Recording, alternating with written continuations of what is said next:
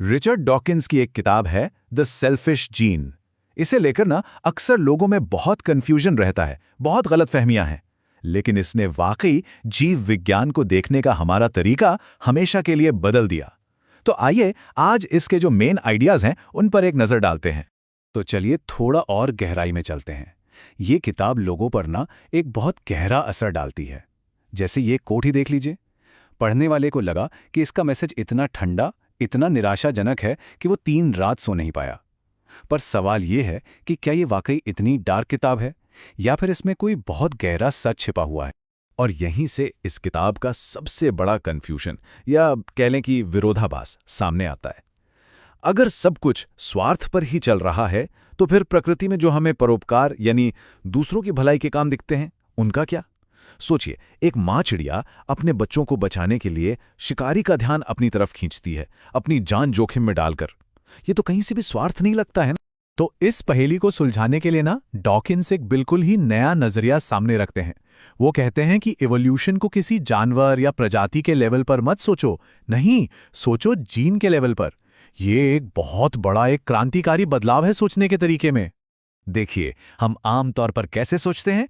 हम सोचते हैं कि कोई जानवर है, वो जीने के लिए, सरवाइव करने के लिए स्ट्रगल कर रहा है। लेकिन डॉकिंस कहते हैं नहीं, वो जानवर, वो जीव असल में सिर्फ एक सर्वाइवल मशीन है, एक गाड़ी की तरह, एक अस्थायी वाहन।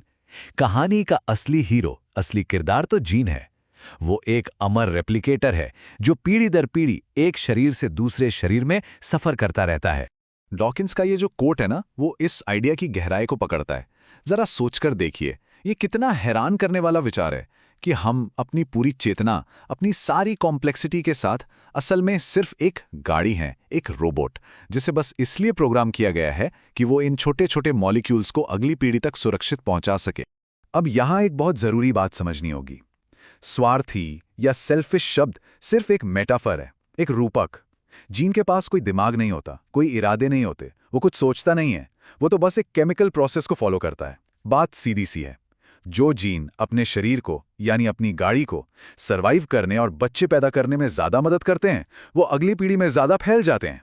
बस इसी फैलने की टेंडेंसी को, इसी सफलता को डॉकिंस ने स्वार्थ का नाम दिया। तो ठीक है, अब वापस उस बड़े सवाल पर आते हैं, परोपकार यानी दूसरों की भलाई। ये जीन वाला नजरिया इस पहेली को कैसे सुलझाता है? और इसका जवाब हैरान करने वाला तो है, पर बहुत सिंपल भी है। आइडिया ये है कि जो चीज़ हमें किसी एक जानवर के लेवल पर परोपकार या निस्वार्थ लगती है, वो असल में जीन के लेवल पर स्वार्थ हो सकती है। कैसे? जब कोई जानवर अपने रिश्तेदारों की मदद करता है, तो वो असल में उन जीनों की मदद कर रहा होता है जो उनमें और उसके रिश्तेदारों में कॉमन है। इसी को कहते हैं किन सिलेक्शन। इसको ऐसे समझिए, कोई भी अपने भाई बहन के साथ करीब 50% जीन शेयर करता है, अपने कजिन्स के साथ लगभग 12.5%। तो अगर कोई ऐसा जीन है जो किसी को अपने रिश्तेदार की मदद करने के लिए उकसाता है, तो बहुत ज्यादा चांस है कि वो जीन उस रिश्तेदार के शरीर में मौजूद अपनी ही एक कॉपी की मदद कर रहा है। और यहीं पर जीन के लेवल का मैथ्स काम करता है। मान लीजिए एक जीव अपनी जान देकर अपने 3 भाई बहनों को बचा लेता है, तो क्या हुआ? उस जीव के साथ उसके जीन की एक कॉपी तो चली गई, लेकिन उसके 3 भाई बहन बच गए, जिनमें से हर एक में उसके 50% जीन हैं। तो जीन के नजरिए से देखें तो ये एक फायदे का सौदा है। 150% बच गए 100% की कीमत पर। और याद रखिए, ये कोई बैठकर की जाने वाली कैलकुलेशन नहीं है, ये बस नेचुरल सिलेक्शन का नतीजा है। चलो, रिश्तेदारों वाली बात तो समझ में आ गई, लेकिन उन जानवरों का क्या जो आपस में रिश्तेदार नहीं है, फिर भी एक दूसरे की मदद करते हैं? यहां पर डॉकिंस हमें गेम थ्योरी की दिलचस्प दुनिया में ले जाते हैं। इसे कहते हैं रेसिप्रोकल अल्ट्रुइज्म। मतलब सीधा सा हिसाब है, तुम मेरी मदद करो, मैं तुम्हारी मदद करूंगा, जैसा इन क्लीनर फिश के केस में होता है। बड़ी मछली के शरीर से कीड़े मकोड़े साफ हो जाते हैं और छोटी मछली को पोकट का खाना मिल जाता है। Win win situation. लेकिन यह तभी काम करेगा जब बड़ी मछली छोटी वाली को खाने का लालच छोड़ दे। इस तरह के सहयोग और धोखे के खेल को समझने के लिए एक बहुत ही क्लासिक गेम मॉडल है, द प्रिजनर्स डिलेमा, यानी कैदी की दुविधा। इससे पता चलता है कि एक दूसरे पर भरोसा करना और सहयोग करना मुश्किल क्यों है, पर नामुमकिन नहीं। अब इस टेबल को देखिए, अगर दोनों खिलाड़ी सहयोग करते हैं तो दोनों को इनाम मिलता है, बढ़िया। लेकिन हमेशा एक लालच रहता है धोखा देने का। अगर एक खिलाड़ी धोखा दे और दूसरा सहयोग करे तो धोखेबाज को सबसे बड़ा इनाम मिलता है, पर अगर दोनों ही एक दूसरे को धोखा दे दें तो दोनों को सजा मिलती है, और ये सजा सहयोग करने वाले इनाम से कहीं ज्यादा बुरी है। यही तो दुविधा है। तो फिर सबसे अच्छी स्ट्रैटेजी क्या है? पता चलता है कि अगर ये गेम बार बार खेला जाए तो एक बहुत ही सिंपल सी स्ट्रैटेजी जीतती है, टिट फॉर टैट, यानी जैसे को तैसा। पहली बार में सहयोग करो, उसके बाद सामने वाला जो करे वही करो।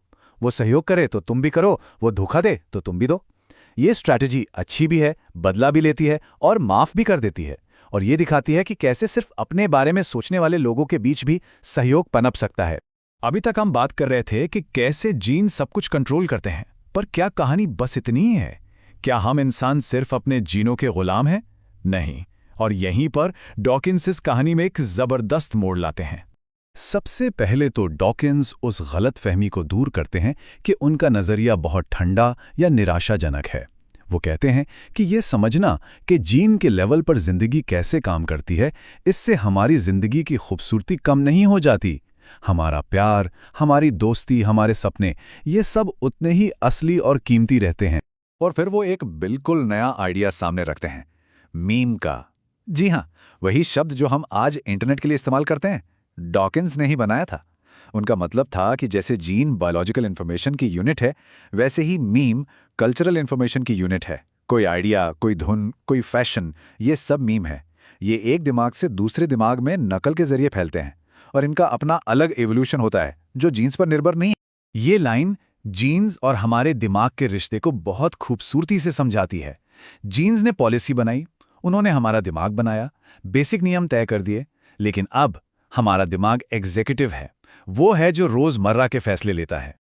और यहीं पर हम एक बहुत ही गहरे सवाल पर आके रुकते हैं। सोचिए, हमारे दिमाग को बनाया तो जीन्स ने है, लेकिन आज हमारा दिमाग इतना विकसित हो चुका है कि वो जीन्स के स्वार्थी प्लान को समझ सकता है और उनके खिलाफ बगावत भी कर सकता है। जैसे कि बच्चे पैदा न करने का फैसला लेना, जो कि जीन्स के सबसे बड़े मकसद के खिलाफ है। तो ये हमें एक जबरदस्त संभावना पर लाकर खड़ा कर देता है। हम इस धरती पर शायद अकेले ऐसे जीव हैं जो अपने बनाने वालों यानी जीन्स के खिलाफ विद्रोह कर सकते हैं।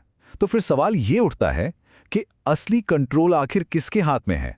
ये एक ऐसा सवाल है जिसका जवाब शायद हम सबको अपने लिए खुद ही ढूंढना होगा।